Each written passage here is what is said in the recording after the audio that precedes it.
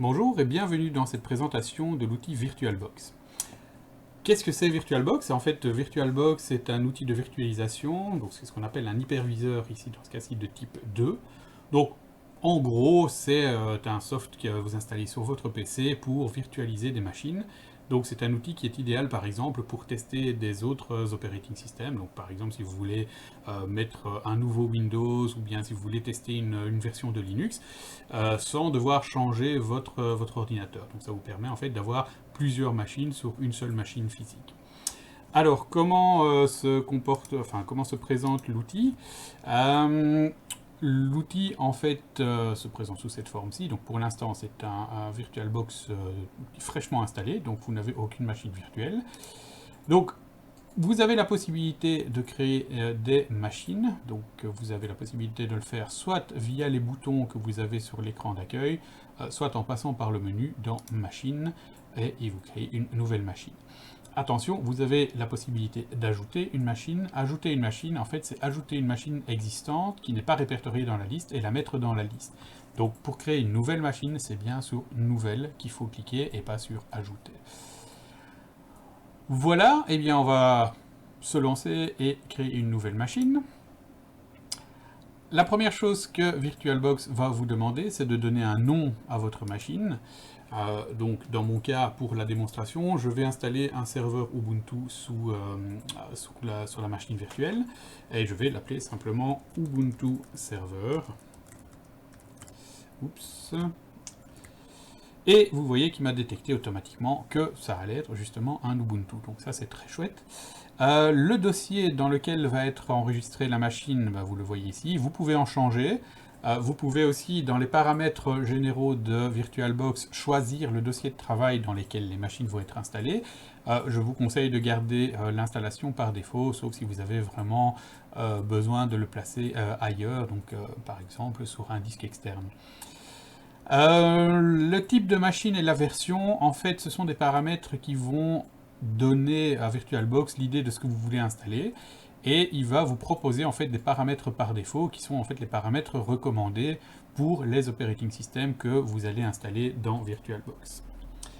Voilà, une fois que vous avez configuré le nom de la machine et le type d'OS, vous allez pouvoir définir la RAM que vous allez assigner pour cette machine virtuelle. Alors dans mon cas, je vais prendre un petit peu plus que 1024, donc je vais prendre 1547 MB pour la RAM. Alors, vous voyez qu'il m'avait proposé 1024, parce qu'effectivement, pour un Ubuntu serveur, 1024, c'est ce qui est recommandé. Maintenant, entre les recommandations et ce que vous utilisez, ça va aussi un petit peu dépendre des applications que vous comptez faire tourner et des performances que vous voulez avoir. Donc si votre machine le permet, n'hésitez pas à aller par exemple jusque 2 MB ou 4 MB de RAM. Maintenant, là, ça dépend évidemment de votre PC également.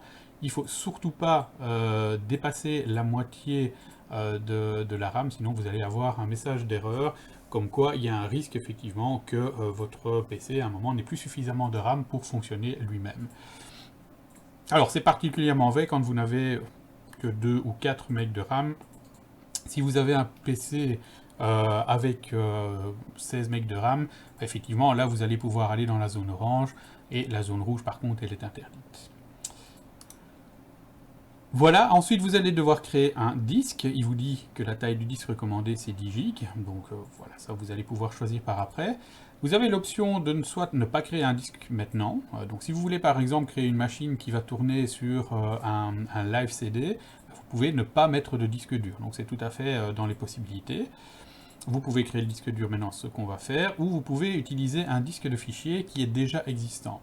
Donc par exemple, si vous avez créé déjà une machine virtuelle sur un autre environnement, vous pouvez simplement récupérer le VDI ou le VMDK pour pouvoir lancer une machine directement, sans devoir réinstaller tout l'operating system.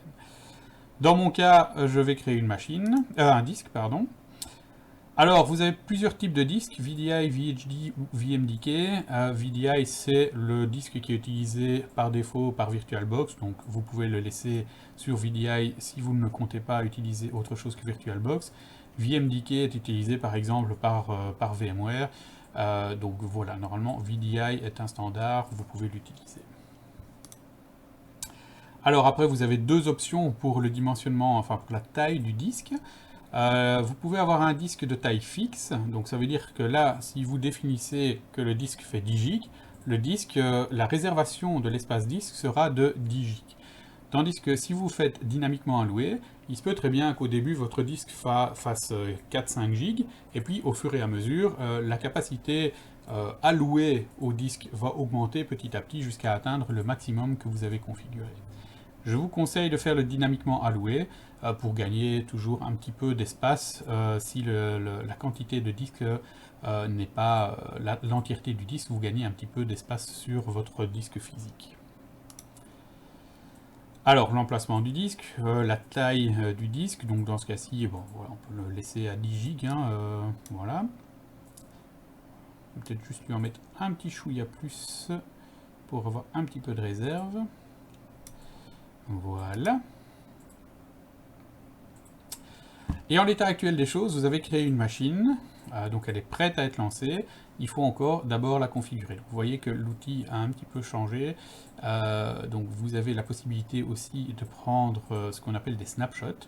Je vous expliquerai cela juste après avoir installé l'operating system.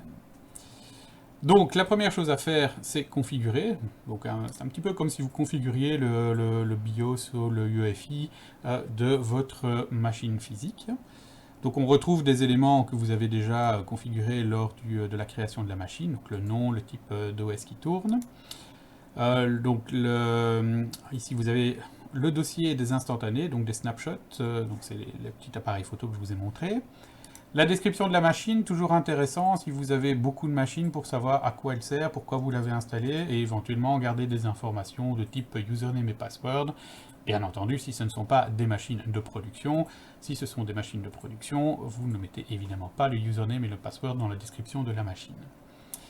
Vous pouvez aussi chiffrer le disque, donc comme vous pouvez exporter les machines ou les installer sur des clés USB, il est important aussi que si vous avez des informations critiques, ces informations soient chiffrées. Donc vous avez la possibilité de chiffrer le disque de telle manière à ce que si vous perdez par exemple la clé USB ou le disque dur externe sur lequel se trouve la machine, eh bien on ne puisse pas lire le disque sans avoir le mot de passe. Si vous allez sur Système, vous retrouvez les informations aussi de la mémoire. Alors, puisque vous l'avez configurée, ne la changez pas, à moins que vous vous soyez trompé. On va supprimer la disquette, puisqu'on n'en a pas besoin dans ce cas-ci. Vous gardez tablette USB, puisque le système de pointage, c'est votre souris et votre clavier, arrive en fait via l'USB sur VirtualBox. Donc il faut bien évidemment que l'information arrive. Au niveau du processeur, si vous avez plusieurs processeurs, vous pouvez assigner plusieurs processeurs. Donc dans ce cas-ci, on va en laisser qu'un seul. Vous pouvez activer la virtualisation. Alors ici, chez moi, ce n'est pas, c'est grisé, simplement parce que je virtualise dans une machine qui est déjà elle-même virtualisée. Donc on peut imbriquer une fois, mais on ne peut pas imbriquer deux fois dans VirtualBox. Voilà, au niveau de l'accélération, là aussi, c'est des informations pour améliorer la virtualisation. L'affichage, donc là, vous donnez la quantité de mémoire que vous assignez à la carte vidéo, le nombre d'écrans que vous voulez. Alors, moi, je vous conseille globalement de laisser ça par défaut, à moins que vous ayez des besoins particuliers, mais normalement, tout ça, c'est configuré correctement. Alors ici on installe un Ubuntu serveur, c'est essentiellement en ligne de commande, enfin uniquement en ligne de commande, donc forcément la mémoire vidéo, il n'est pas nécessaire de mettre une grosse capacité. Vous avez la possibilité de configurer un bureau à distance, donc ça veut dire que vous avez la possibilité de connecter en RDP sur VirtualBox et donc d'avoir votre machine via un remote desktop. Vous avez aussi la possibilité d'enregistrer vos machines virtuelles. Donc par exemple, vous voulez faire une démo, vous créez une machine virtuelle avec une application que vous avez développée, eh bien vous allez pouvoir lancer un enregistrement pour montrer aux gens voilà, quelles sont les capacités de votre application. Au niveau du stockage, on retrouve le disque dur que nous avons créé au moment de la création de la machine, et vous avez ici l'information du CD-ROM. Alors pour l'instant, c'est vide, donc il n'y a aucun média. Nous allons rajouter le CD-ROM de l'installation de Ubuntu. Voilà, que j'ai déjà ici. Sinon, vous allez simplement le chercher sur votre disque dur. Alors moi je l'ai, donc je vais simplement le remettre ici. Au niveau du son, ici on peut désactiver la carte son, mais vous pouvez la laisser. Si vous avez par exemple un Ubuntu desktop, vous pouvez garder le son pour avoir justement également le son si vous lancez, j'en sais rien moi, une vidéo ou une musique sur votre desktop de votre machine virtuelle. Pour le réseau, vous avez la possibilité d'activer 4 cartes réseau. Alors généralement avec une c'est bien assez. Il y aura exception évidemment quand on va configurer un firewall où là vous aurez en fait plusieurs interfaces sur la machine. Dans notre cas ici, une seule interface est nécessaire. Il y a plusieurs modes de fonctionnement pour la carte réseau. Vous avez le mode NAT, donc ça veut dire là en fait que votre machine virtuelle va se cacher entre guillemets derrière la carte réseau de votre machine. Donc depuis l'extérieur, on ne la verra pas. Accès par pont, donc là, ça veut dire en fait que votre machine va partager la carte réseau avec votre machine physique, ce qui veut dire qu'en fait, vous aurez les deux machines qui seront sur le réseau sur laquelle tourne votre machine physique. Donc les deux machines vont être visibles sur le réseau. Réseau interne, réseau privé hôte, ce sont deux réseaux qui n'existent uniquement que sur votre machine physique, donc ce sont des réseaux virtuels. Generic driver, je vous avoue que c'est nouveau, je ne sais pas exactement à quoi ça correspond. Réseau NAT, là ça va vous permettre de natter tout un réseau derrière l'adresse de votre machine physique. Cloud Network, c'est également nouveau pour moi, donc je ne vais pas en parler ici. Et aucune connexion, là c'est très simple, tout simplement, il n'y a rien qui est connecté pour l'instant. Dans notre cas, nous allons utiliser l'accès par pont. Ensuite, vous devez choisir de quelle interface il s'agit. Donc dans mon cas, il n'y en a qu'une, c'est la ENP0S3. Alors le nom est un peu barbare, je suis sous Linux ici, et donc c'est le nom des interfaces sous Linux. Si vous êtes sous un environnement Windows, vous aurez par exemple Ethernet 1 ou carte Wi-Fi. Si vous êtes sous Mac, vous allez avoir EM0 ou EM1, enfin peu importe, vous allez avoir en fait chaque fois des interfaces, les noms d'interfaces qui sont liés évidemment à votre machine physique. Port série, vous pouvez aussi en configurer, mais dans notre cas, il n'y en a pas besoin. Port USB, là vous devez laisser le contrôleur USB, puisque les périphériques, comme la souris et le clavier, fonctionnent via l'USB, donc il faut bien le laisser. Mais vous allez pouvoir éventuellement connecter des périphériques USB sur votre machine physique et les faire apparaître en fait dans votre machine virtuelle. On ne verra pas ça ici, c'est utile éventuellement si vous faites des transferts de fichiers via une clé USB, mais c'est un autre outil. Pour ça, il faut aussi installer un agent VirtualBox sur la machine virtuelle.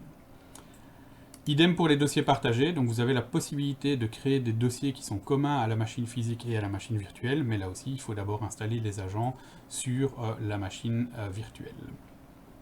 La partie interface utilisateur, ça va simplement vous permettre de personnaliser les différentes icônes que vous allez retrouver lorsque vous allez lancer la machine virtuelle. Voilà, nous avons configuré la machine. Il nous reste simplement à la lancer et faire l'installation.